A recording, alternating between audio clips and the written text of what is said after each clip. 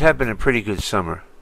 We had bought a house in the Poconos and were just getting used to the bus commute. I got a promotion, and so did my boss. Maybe that's why he treated us to Chinese food at a working lunch on Monday to discuss IT techie stuff and other changes that were on the horizon. It was just another day. The only thing different was me going to work later than usual, since my wife had to be in court early. I normally would have been at my desk at 7:30 in the morning. Not today. I got to sleep late, make breakfast, and take the late bus from the Delaware Water Gap into Manhattan. The bus boarded and we were on our way.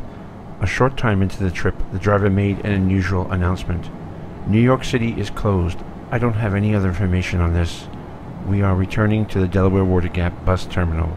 I turned on a portable radio I had and heard reports of a plane hitting the World Trade Center. Then another. The station faded out as we drove farther west, and I picked up another that was reporting that a building in Washington, D.C. was on fire. It might be the Pentagon.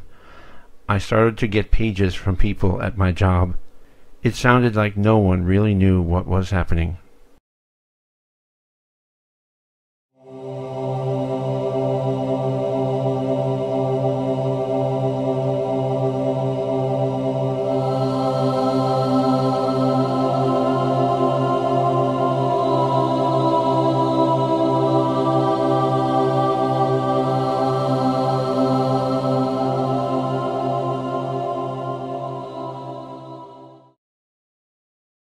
I first met Steve at Columbia University, where we were both enrolled in a computer network program. After dropping out of Columbia since he seemed to know more than the instructors, Steve hired me for a position at Aon. It was only after September 11th that I discovered Steve's other career, that of an opera singer. I remember reading an article about how he participated in an online opera forum. The members of the opera forum put out a CD of Steve's favorite opera singers, and kindly sent me a copy. I found that Steve appeared on a 1973 recording of a Gilbert and Sullivan opera, The Grand Duke. I thought his voice was amazing. At this junction I may mention that this erudition jam, it's but classical pretension, the result of steady cram, periphrastic methods burning through this audience discerning. I admit the show of learning is the fruit of steady cram. Periphrastic methods burning through this audience discerning. I admit the show of learning is the fruit of steady cram. Michelle was the most pleasant person I had ever met. Her personality was a perfect match for her job as help desk manager. When someone called reporting a blue screen of death, she'd help them fix it right away. Michelle said that people called her just to chat, because even on a bad day she would make them laugh. Michelle's daughter Alex and my son Desi once ran into long halls during a Christmas party, poking their heads into every open office.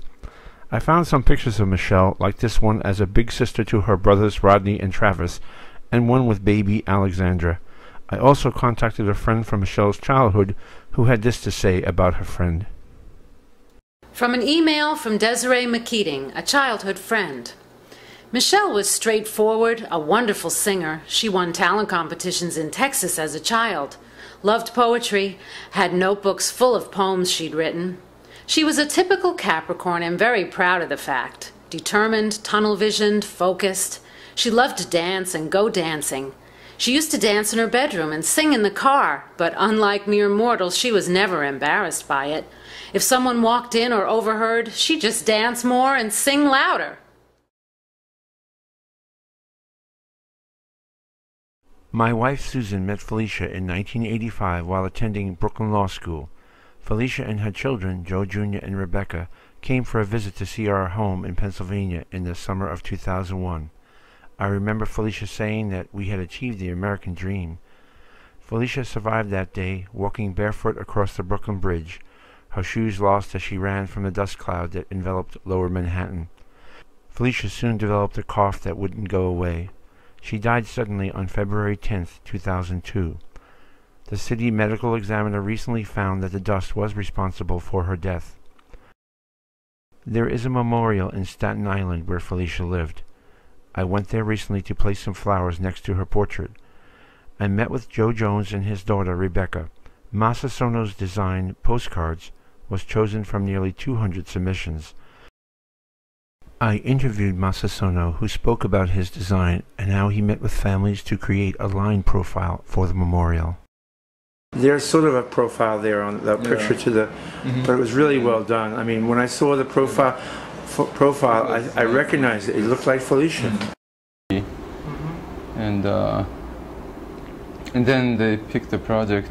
I think it was June 2003, and the project started. That's when I was selected, and we started going through the contract and negotiations with the city and the consultant, and also started gathering the design team together. And so I remember we had a design team kickoff meeting September 10th of 2003, so it was exactly 1 year. I had a couple months before that I could develop my own design, architectural part and the plaques, and I had a structural designer who was a very close designer of mine, so we started a little bit faster, but it was practically 1 year, and opened September 11th, 2004.